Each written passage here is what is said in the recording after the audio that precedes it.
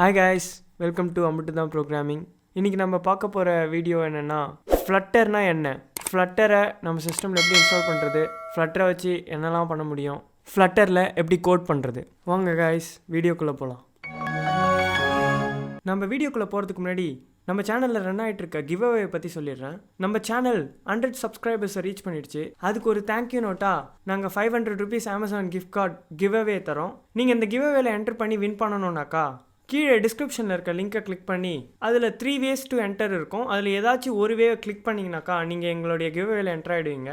உங்களுக்கு மோர் என்ட்ரிஸ் வேணும்னா மற்ற 2 லிங்க்ஸையும் கூட கிளிக் பண்ணுங்கள். ஃபேஸ்புக் பேஜ் லைக் பண்ணுறதுக்கும் இன்ஸ்டாகிராமில் ஃபாலோ பண்ணுறதுக்கும் தான் அந்த 3 லிங்க்ஸ் இருக்குது. நீங்கள் ஆல்ரெடி இதெல்லாம் பண்ணியிருந்தாலும் சும்மா அந்த லிங்கை கிளிக் பண்ணிவிட்டு வாங்க, நீங்கள் கிவ்அவேல என்டர் ஆகிடலாம். லக் உங்கள் சைடு இருந்தால் நாங்கள் 2 weeksல உங்களை காண்டாக்ட் பண்ணி அந்த கிஃப்ட் கார்டை உங்களுக்கு ப்ரெசென்ட் பண்ணுவோம். இப்போ நம்ம வீடியோக்குள்ளே போகலாம் கைஸ். முதல்ல ஃப்ளட்டர்னா என்ன? Flutter ஒரு கிராஸ் பிளாட்ஃபார்ம் டெவலப்மெண்ட் கிட். அதாவது இதை வச்சு நீங்கள் ஆண்ட்ராய்டுக்கும் டெவலப் பண்ணலாம், iOSக்கும் டெவலப் பண்ணலாம். இப்போ கரண்ட்டாக Flutter வெப் பீட்டா வெர்ஷனில் ரிலீஸ் ஆகிருக்கு. இன்னும் கொஞ்ச நாளில் Flutter வெப் ப்ரொடக்ஷனுக்கு வந்துடும். என்னைக்காச்சும் ஒரு நாளாவது ஆசைப்பட்டு கூப்பிடுற மாதிரி கூப்பிடாடி, அலாரம் அடிச்ச மாதிரியே கூப்பிடு. அப்படி என்ன அவசரம் உனக்கு? பாருங்க, நம்ம வீட்டுக்கு கார்ல நிறைய பேர் வராங்க. Flutter கூகுளோடைய ஒரு open source development kit. So இதை யார் வேணால் ஃப்ரீயாக யூஸ் பண்ணலாம். ஏன் நம்ம ஒரு ஆண்ட்ராய்டு டெவலப்மெண்ட் பண்ணாமல் Flutter டெவலப்மெண்ட்டுக்கு வரணும்? நம்ம ஏன் நார்மலாக வெப்சைட் டெவலப் பண்ணக்கூடாது, இல்லை ஆண்ட்ராய்டு ஆப் டெவலப் பண்ணக்கூடாது, இல்லை iOS ஆப் டெவலப் பண்ணக்கூடாது? எதுக்காக நம்ம Flutterரை சூஸ் பண்ணணும் அப்படின்னு நீங்கள் கேட்டிங்கன்னா, இமேஜின் பண்ணிக்கோங்க, நீங்கள் ஒரு கடை வச்சுருக்கீங்க.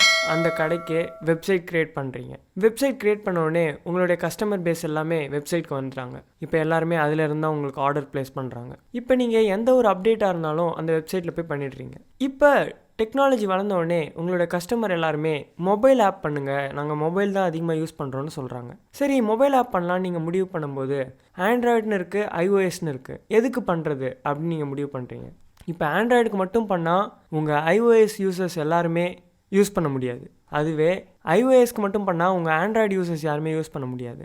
அப்போ நீங்கள் 2 பேருக்குமே பண்ணி தான் ஆகணும். 2 பேருக்கும் பண்ணணுன்னாக்கா நீங்கள் ஆண்ட்ராய்டு டெவலப்பரையும் வேலைக்கு வைக்கணும், iOS டெவலப்பரையும் வேலைக்கு வைக்கணும். அப்போ ஏதாச்சும் ஒரு அப்டேட் பண்ணணுன்னாக்கா நீங்கள் 2 கோட்லேயுமே அப்டேட் பண்ணி அது 2த்தையுமே பப்ளிஷ் பண்ணால் தான் உங்களுடைய 2 யூசர் பேஸையுமே கவர் பண்ண முடியும். ஆனால் நீங்கள் Flutter சூஸ் பண்ணிங்கன்னா ஒரே கோட் பேஸ், நீங்கள் Flutter டெவலப்பர்னு ஒருத்தவங்கள தான் வேலைக்கு வைக்க போகிறீங்க.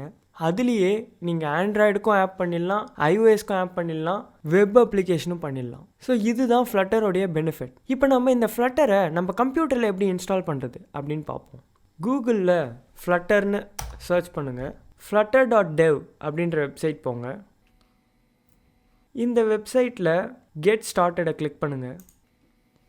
உங்களுடைய கம்ப்யூட்டர் OS என்னவோ அதை சூஸ் பண்ணுங்கள். நான் இப்போ இருக்கிறது விண்டோஸ் மிஷின், ஸோ நான் விண்டோஸ் சூஸ் பண்ணுறேன். உங்களுக்கு macOSல எப்படி இன்ஸ்டால் பண்ணணுன்ற கைடன்ஸ் வேணும்னா நீங்கள் கீழே கமெண்ட் பண்ணுங்கள், நான் அதையும் ப்ரிப்பேர் பண்ணி அடுத்த வீடியோவை அப்லோட் பண்ணுறேன். நம்மளுடைய கம்யூனிட்டியில் எல்லாரும் மோஸ்ட்டாக விண்டோஸ் யூஸ் பண்ணுறதுனால நான் ஃபஸ்ட்டு விண்டோஸ்க்கே பண்ணலான்னு முடிவு பண்ணேன். இப்போ இந்த விண்டோஸை கிளிக் பண்ணுங்கள். உங்களுடைய ஆப்ரேட்டிங் சிஸ்டம், அதாவது நீங்கள் போட்டிருக்க OS 7 சர்வீஸ் பேக் இல்லை அதுக்கு மேலே இருக்க OSஆக இருக்கணும். நீங்கள் மோஸ்ட்டாக விண்டோஸ் 7லாம் யூஸ் பண்ண மாட்டீங்க. அப்படி யூஸ் பண்ணால் ஃபஸ்ட்டு மாற்றுங்க. விண்டோஸ் 7க்கு சப்போர்ட்லாம் முடிஞ்சிருச்சு. விண்டோஸ் 8.1 இல்லை 10 யூஸ் பண்ணுங்கள். உங்கள் ஹார்ட் டிஸ்கில் ஸ்பேஸ் ஒரு 1.32 இவங்க சொல்கிறாங்க. ஆனால் நீங்கள் மோஸ்ட்டாக ஒரு 2 GBக்கு கீழே வைக்காதீங்க, 2 GB வச்சுக்கோங்க. ஏன்னா நீங்கள் இப்போ Flutter 1.5ல இன்ஸ்டால் பண்ணிடலாம். ஆனால் நீங்கள் ஆண்ட்ராய்ட் ஸ்டுடியோ இன்ஸ்டால் பண்ணும்போது அது நிறைய SDKஸ்லாம் டவுன்லோட் பண்ணும். அது மட்டும் இல்லாமல் நீங்கள் ப்ராஜெக்ட்ஸ் க்ரியேட் பண்ணால் அந்த ப்ராஜெக்ட் ஃபைல்ஸும் பெருசாக போயிட்டே இருக்கும். உங்களுடைய ஆண்ட்ராய்டு விர்ச்சுவல் மிஷினே 4-5 GB எடுத்துக்கும். ஸோ நீங்கள் எதுக்கும் ஒரு 10 GB ஒதுக்கி வச்சுருங்க.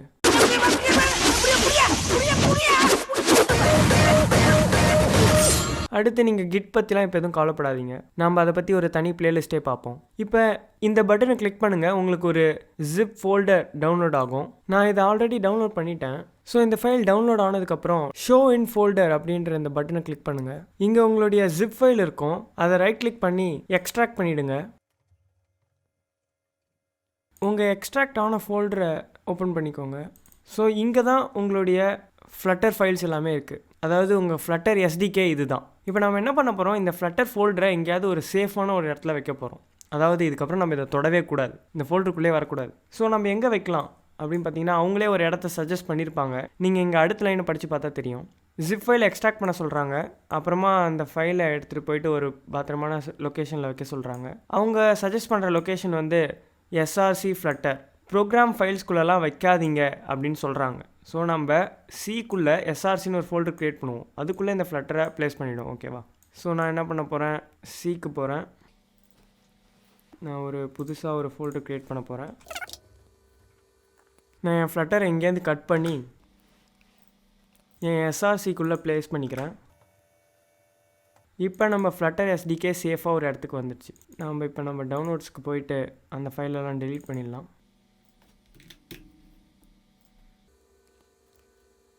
இப்போ அவங்க அடுத்து சொல்லியிருக்க ஸ்டெப் என்னென்னா அப்டேட் யுவர் பாத். இப்போ நம்ம என்ன பண்ணணுன்னாக்கா நம்மளுடைய கமெண்ட் ப்ராம்ப்டில் நம்ம ஃப்ளட்டரை ஒர்க் பண்ண வைக்கணும். கமெண்ட் ப்ராம்ப்ட்னா இதுதான்.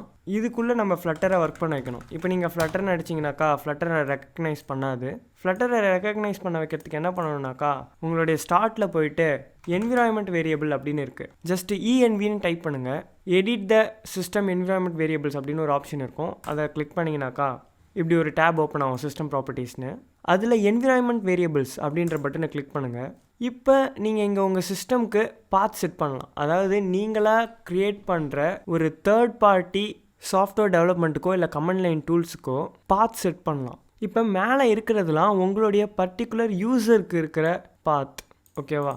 அதாவது இப்போ கணேஷ்ன்ற இந்த யூசருக்கு இருக்கிற பாத் இதெல்லாமே உங்களுடைய என்டையர் சிஸ்டமுக்குமே அந்த பாத் இருக்கணும். அதாவது எந்த யூசர் ஓப்பன் பண்ணாலுமே அவங்களுக்கு அந்த கமெண்ட் லைன்லாம் ஒர்க் பண்ணணும் அப்படின்னு நீங்கள் நினச்சிங்கன்னா இந்த இடத்துல அந்த பாத்தை க்ரியேட் பண்ணுங்கள். இப்போ என் சிஸ்டமில் இருக்கிறது ஒரு யூசர் தான். ஸோ நான் இங்கேயே பண்ணிக்கிறேன். இப்போ அவங்க எந்த பேரில் பண்ண சொல்கிறாங்கன்னு பார்ப்போம். நம்ம அந்த வெப்சைட் போவோம். ஓகே, பாத்துன்னு ஒரு என்ட்ரி இருக்குது. அப்படி ஒரு என்ட்ரி இருந்ததுன்னா அதுக்குள்ளே ஃப்ளட்டர் பின்னோடைய லொக்கேஷனை பேஸ்ட் பண்ண சொல்கிறாங்க. அப்படி இல்லைன்னா நம்மளே க்ரியேட் பண்ண சொல்கிறாங்க. இப்போ நமக்கு ஃபஸ்ட்டு பாத்துன்னு ஒன்று இருக்குது. ஸோ நம்ம என்ன பண்ணுவோம், அதை போய் எடிட் மட்டும் பண்ணுவோம். இந்த இடத்துல நம்ம நியூவாக ஒன்று க்ரியேட் பண்ணுவோம். இந்த நியூ பாத்தை எதை செட் பண்ணணுன்னாக்கா நம்மளுடைய சியில் இருக்கிற எஸ்ஆர்சிக்குள்ளே இருக்கிற ஃப்ளட்டருக்குள்ளே இருக்கிற பின் இந்த லொக்கேஷனை தான் நம்ம அங்கே பேஸ்ட் பண்ண போகிறோம். அவங்க அந்த பின் வரைக்கும் தான் சொல்லியிருக்காங்க. ஸோ இந்த லொக்கேஷனை நம்ம இந்த இடத்துல பேஸ்ட் பண்ணணும். பேஸ்ட் பண்ணிவிட்டு ஓகே கொடுத்தாக்கா இப்போ நம்மளுடைய ஃப்ளட்டர் எஸ்டிகே பாத் நம்ம சிஸ்டமில் குளோபலாக செட் ஆகிடுச்சு. அதாவது நம்ம சிஸ்டமில் எங்கேருந்து வேணாலும் நம்ம கமெண்ட் லைன் டூல்ஸ் மூலிமா யூஸ் பண்ணலாம். இப்போ நம்ம இங்கே டைப் பண்ணோன்னாக்கா நமக்கு இன்னும் நாட் ரெக்கக்னைஸ்ன்னு தான் வரும். ஏன்னா நம்ம கமெண்ட் ப்ராம்ப்டை ரீஸ்டார்ட் பண்ணணும். இப்போ நம்ம இங்கே ஃப்ளட்டர்னு டைப் பண்ணோன்னாக்கா நம்மளுடைய ஃப்ளட்டரை இப்போ உங்களுடைய மிஷின் ரெக்கக்னைஸ் பண்ணிடுச்சு. So welcome to flutter. இப்போ உங்கள் சிஸ்டமில் ஃப்ளட்டர் பர்ஃபெக்டாக இன்ஸ்டால் ஆகிடுச்சு. இப்போ அடுத்த ஸ்டெப் என்னன்றதை நம்ம போய் பார்ப்போம். அடுத்து ரன் ஃப்ளட்டர் டாக்டர் அப்படின்னு சொல்கிறாங்க.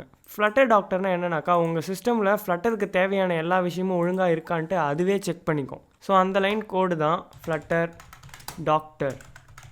இதை நம்ம ரன் பண்ணணும்னா என்னென்ன ஒழுங்காக இருக்குது என்னென்ன ஒழுங்காக இல்லை அப்படின்றத அதுவே கண்டுபிடிச்சி சொல்லிடும். இப்போ நம்மக்கிட்ட ஃப்ளட்டர் சேனல் ஒழுங்காக இருக்குது. ஆனால் நம்மக்கிட்ட ஆண்ட்ராய்ட் டூல் செயின்ஸ் இல்லை, ஆண்ட்ராய்ட் ஸ்டுடியோவும் இல்லை. விஷுவல் ஸ்டுடியோ கோடு இருக்குது. ஆனால் அதில் என்கிட்ட ஃப்ளட்டர் எக்ஸ்டென்ஷன் இல்லை. நாம் இந்த என்டையர் கோர்ஸ்லேயுமே விஷுவல் ஸ்டுடியோ கோடு யூஸ் பண்ண மாட்டோம். ஸோ நீங்கள் இதை பற்றி கவலைப்பட வேணாம். இந்த இடத்துல எக்ஸ் வந்தாலும் நீங்கள் கவலைப்படாதீங்க.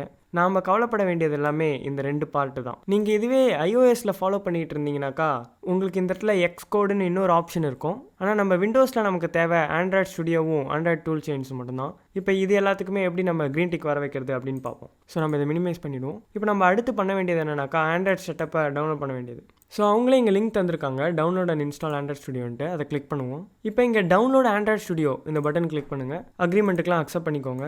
இப்போ உங்களுக்கு ஒரு EXE ஃபைல் டவுன்லோட் ஆகும். அது டவுன்லோட் ஆகி முடிஞ்ச உடனே ஷோ இன் ஃபைண்டர் கிளிக் பண்ணுங்கள். இப்போ உங்களுடைய டவுன்லோட் ஃபோல்டரில் இந்த மாதிரி ஒரு ஃபைல் இருக்கும்.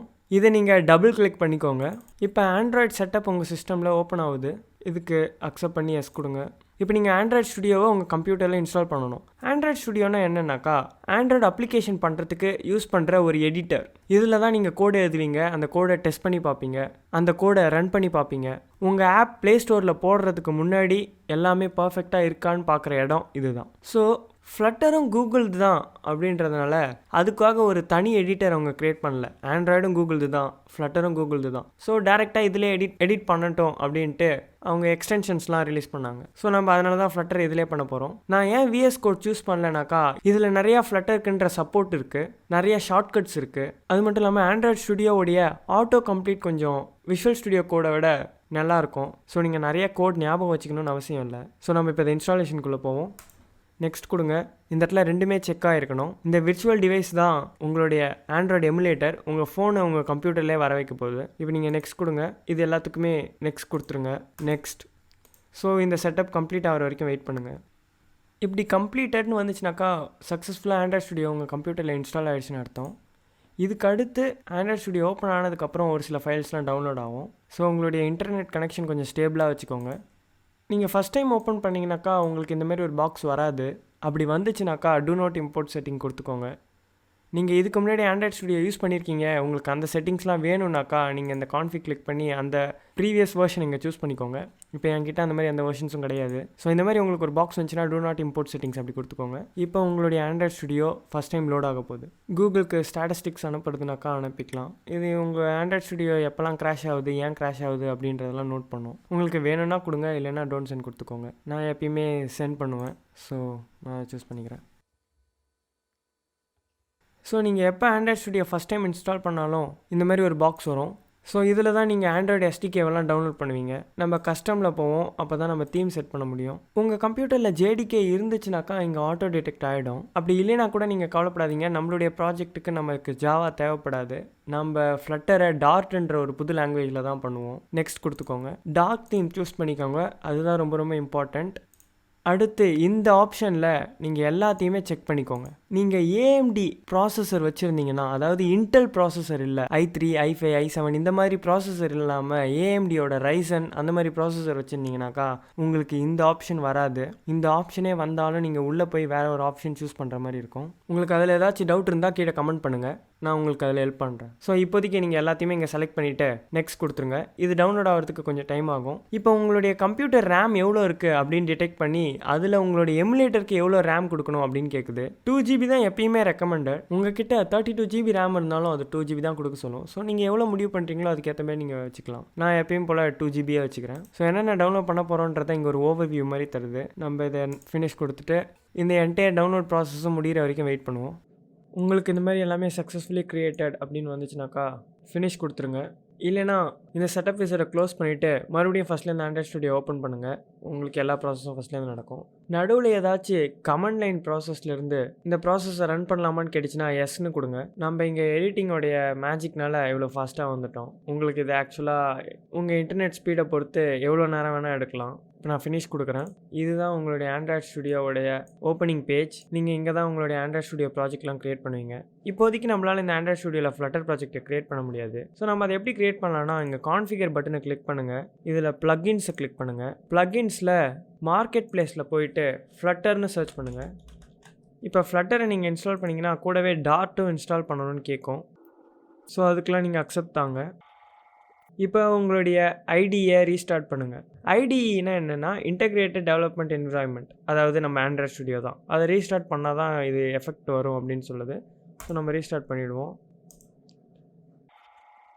இப்போ நீங்கள் இங்கே பார்த்தீங்கன்னாக்கா start a new flutter project அப்படின்னு இருக்குது. இந்த ஆப்ஷன் இதுக்கு முன்னாடி இங்கே இல்லை. ஸோ இந்த மாதிரி இந்த ஆப்ஷன் இங்கே வந்துருச்சுனாக்கா நீங்கள் சக்ஸஸ்ஃபுல்லாக உங்களுடைய ஃப்ளட்டரை ஆண்ட்ராய்ட் ஸ்டுடியோ கூட இன்டெகிரேட் பண்ணிட்டீங்க அப்படின்னு அர்த்தம். இப்போ நம்ம இந்த கமெண்ட் லைனில் போயிட்டு ஃப்ளட்டர் டாக்டர்ன்ற அதே கூட என்டர் பண்ணோன்னாக்கா நமக்கு ஆண்ட்ராய்ட் ஸ்டுடியோ க்ரீன் டிக்காக இருக்கும்.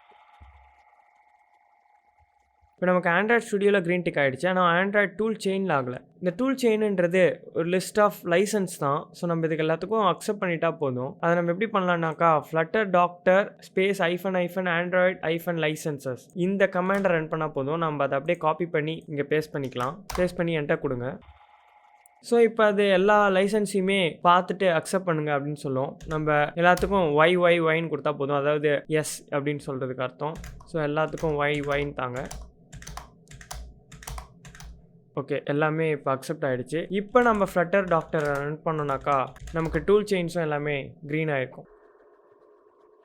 ஸோ இப்போ நமக்கு ஃப்ளட்டரும் க்ரீன் ஆகிடுச்சு, டூல் செயின்ஸும் க்ரீன் ஆகிடுச்சு, ஆண்ட்ராய்ட் ஸ்டுடியோவும் க்ரீன் ஆகிடுச்சு. நாம் நம்மளுடைய அடுத்த வீடியோவில் எப்படி ஒரு புது ப்ராஜெக்டை க்ரியேட் பண்ணுறது, அந்த ப்ராஜெக்ட் எப்படி ரன் பண்ணுறது அப்படின்றத பார்ப்போம். உங்களுடைய எமுலேட்டர்லேயும் சரி, உங்களுடைய ஆண்ட்ராய்ட் ஃபோன்லேயும் சரி எப்படி ரன் பண்ணுறது அப்படின்றத நம்மளுடைய அடுத்த வீடியோவில் பார்ப்போம். உங்கள் எல்லாரையும் அந்த வீடியோவில் பார்க்குற வரைக்கும் ஹாப்பி கோடிங். Bye guys.